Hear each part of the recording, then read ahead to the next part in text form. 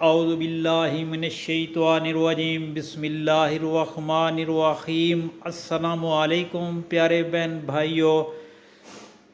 सलात तौबा रसूलुल्लाह सल्लल्लाहु अलैहि वसल्लम ने इरशाद पाक फरमाया कि जिस शख्स से कोई गुनाह सर्द हो जाए तो इसको चाहिए कि वो अच्छी तरह वुज़ू करे और 2 रकात नमाज सलात तौबा पढ़े और अल्लाह ताला से माफ़ी मांगे तो अल्लाह ताला इसे ज़रूर माफ़ फरमा देते हैं।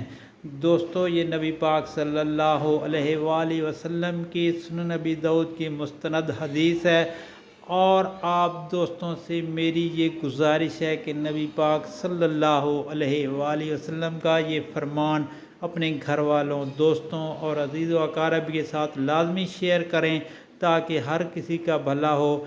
अल्लाह ताला आप पर रहम फरमाए और आसानियाँ पैदा करे।